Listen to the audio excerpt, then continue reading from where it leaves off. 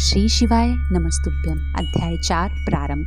सूत जी कहते हैं, महर्षियों, माया मोहित नारद मुनि उन दोनों शिवगणों को यथोचित शाप देकर भी भगवान शिव के इच्छावश मोह निद्रा से जाग न सके। वे भगवान विष्णु के किए हुए कपट को याद करके मन में दुस्सह क्रोध लिए हुए विष्णु लोक को गए। वहां समिधा पाकर प्रज्वलित हुए अग्निदेव की भांति क्रोध से जलते हुए बोले। उनका ज्ञान नष्ट हो गया था, इसलिए वे दुर्वचन पूर्ण व्यंग सुनाने लगे। नारद जी ने कहा, हरे, तुम बड़े दुष्ट हो, कपटी हो और समस्त विश्व को मोह में डालते रहते हो। दूसरों का उत्साह या उत्कर्ष तुमसे सहा नहीं जाता। तुम मायावी हो, तुम्हारा अंतःकरण मलिन है। पूर्व काल में तुम्ही ने मोहिनी रूप धारण करके कपट किया, असुरों को वारुणी मदिरा पिलाई, उन्हें अमृत नहीं पीने दिया। छल कपट में ही अनुराग रखने वाले हरे, यदि महेश्वर रुद्र दया करके विष न पी लेते तो तुम्हारी सारी माया उसी दिन समाप्त हो जाती। विष्णुदेव, कपटपूर्ण चाल तुम्हें अधिक प्रिय है। तुम्हारा स्वभाव अच्छा नहीं है, तो भी भगवान शंकर ने तुम्हें स्वतंत्र बना दिया है। तुम्हारी इस चाल ढाल को समझकर अब वे भगवान शिव भी पश्चाताप करते होंगे। अपनी वाणी रूप वेद की प्रामाणिकता स्थापित करने वाले महादेव जी ने ब्राह्मणों को सर्वोपरि बताया है। हरे, इस बात को जानकर आज मैं बलपूर्वक तुम्हें ऐसी सीख दूंगा जिससे तुम फिर कभी कहीं भी ऐसा कर्म नहीं कर सकोगे। अब तक तुम्हें किसी शक्तिशाली या तेजस्वी पुरुष से पाला नहीं पड़ा था, इसलिए आज तक तुम निडर बने हुए हो। परंतु विष्णु, अब तुम्हें अपनी करनी का पूरा फल मिलेगा। भगवान विष्णु से ऐसा कहकर माया मोहित नारद मुनि अपने ब्रह्म तेज का प्रदर्शन करते हुए क्रोध से खिन्न हो उठे और शाप देते हुए बोले, विष्णु, तुमने स्त्री के लिए मुझे व्याकुल किया। तुम इसी तरह सबको मुंह में डालते रहते हो। यह कपटपूर्ण कार्य करते हुए तुमने जिस स्वरूप से मुझे संयुक्त किया था, उसी स्वरूप से तुम मनुष्य हो जाओ और स्त्री के वियोग का दुख भोगो। तुमने जिन वानरों के समान मेरा मुंह बनाया था, वे ही उस समय तुम्हारे सहायक हो। तुम दूसरों को दुख देने वाले हो, अतः स्वयं भी तुम्हें स्त्री के वियोग का दुख प्राप्त हो।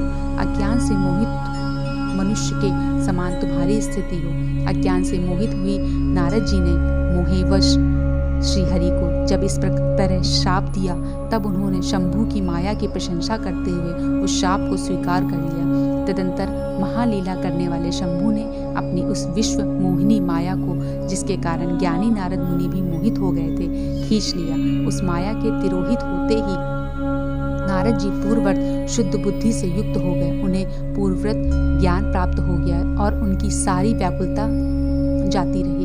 इससे उनके मन में बड़ा विस्मय हुआ। वे अधिकाधिक पश्चाताप करते हुए बारंबार अपनी निंदा करने लगे। उस समय उन्होंने ज्ञान को ही मुंह में डालने वाले भगवान शंभु की माया की सराहना की। तदंतर यह जानकर कि माया के कारण ही मैं भ्रम में पड़ गया था, यह सब कुछ मेरा माया जनित भ्रम ही था, वैष्णव शिरोमणि नारद जी भगवान विष्णु के चरणों में गिर पड़े।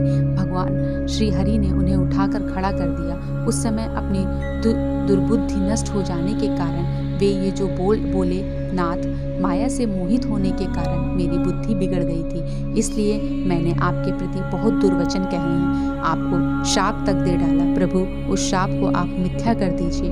हाय, मैंने बहुत बड़ा पाप किया है, अब मैं निश्चय ही नरक में पड़ूंगा। हरे, मैं आपका दास हूँ, बताइए मैं क्या उपाय, कौन सा प्रायश्चित करूँ जिससे मेरा पाप समूह नष्ट हो जाए और मुझे नरक में ना गिरना पड़े। ऐसा कहकर शुद्ध बुद्धि वाले मुनि शिरोमणि नारद जी पुनः भक्तिभाव से भगवान विष्णु के चरणों में गिर पड़े।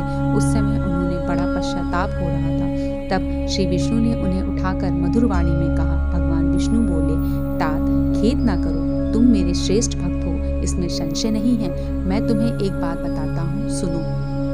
उससे निश्चय ही तुम्हारा परम हित होगा। तुम्हें नरक में नहीं जाना पड़ेगा। भगवान शिव तुम्हारा कल्याण करेंगे। तुमने मत से मोहित होकर जो भगवान शिव की बात नहीं मानी थी, उसकी अवहेलना कर दी थी, उसी अपराध का भगवान शिव ने तुम्हें ऐसा फल दिया है, क्योंकि वे ही कर्म फल के दाता हैं। तुम अपने मन में यह दृढ़ निश्चय कर लो कि भगवान शिव की इच्छा से ही यह सब कुछ हुआ है। सबके स्वामी परमेश्वर शंकर ही गर्भ को दूर करने वाले हैं। वे ही परम ब्रह्मा परमात्मा हैं। उन्हीं की सच्चिदानंद स्वरूप से बोध होता है। वे निर्गुण और निर्विकार हैं। सत्व, रज और तम, इन तीनों गुणों से परे हुए हैं। वे ही अपनी माया को लेकर ब्रह्मा, विष्णु और महेश इन तीनों रूपों में प्रकट होते हैं। निर्गुण और सगुण भी वे ही हैं। निर्गुण अवस्था में उन्हीं का नाम शिव है। वे ही परमात्मा, महेश्वर, परम ब्रह्मा, अविनाशी, अनंत और महादेव आदि नामों से कहे जाते हैं। उन्हीं की सेवा से ब्रह्मा जी जगत के सृष्टा हुए हैं और मैं तीनों लोगों का पालन करता। वे स्वयं ही रुद्र रूप से सदा सबका संहार करते हैं। वे शिव स्वरूप से सबके साक्षी हैं। माया से भिन्न और निर्गुण हैं। स्वतंत्र होने के कारण वे अपनी इच्छा के अनुसार चलते हैं। उनका विहार, आचार, व्यवहार उत्तम है और वे भक्तों पर दया करने वाले हैं। नारद मुनि ने, मैं तुम्हें एक सुंदर उपाय बताता हूँ जो सुखद समस्त पापों का नाशक और सदा भोग एवं मोक्ष देने वाला है।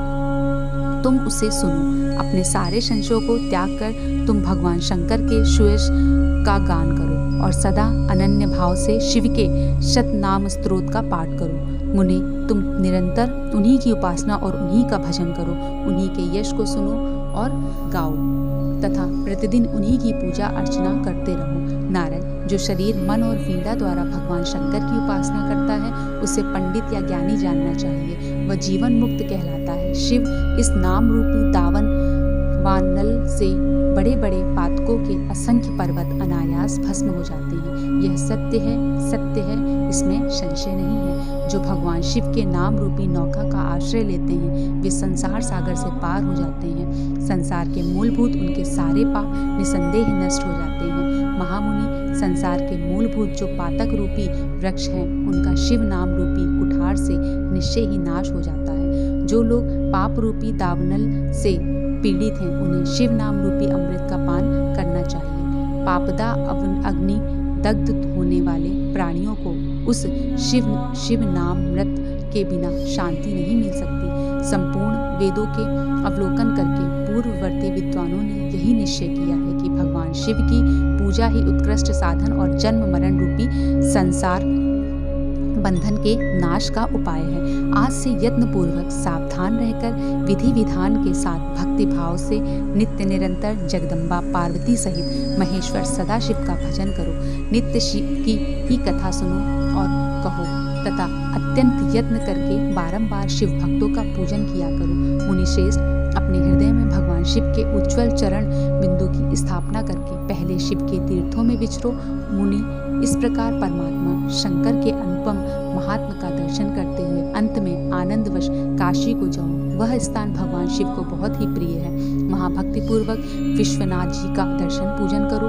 विशेषतः उनकी स्तुति वंदना करके तुम निर्विकार संशय रहित हो जाओगे। नारद जी, इसके बाद तुम्हें मेरी आज्ञा से भक्ति पूर्वक अपने मनोरथ की सिद्धि के लिए निश्चय ही ब्रह्मलोक में जाना चाहिए। वहाँ अपने पिता ब्रह्मा जी की विशेष रूप से स्तुति वंदना करके तुम्हें प्रसन्नता पूर्वक हृदय से बारंबार शिव महिमा के विषय में प्रश्न करना चाहिए। ब्रह्मा जी शिव भक्तों में श्रेष्ठ हैं। वे तुम्हें बड़ी प्रसन्नता के साथ भगवान शंकर का महात्म्य और शतनाम स्तोत्र सुनाएंगे।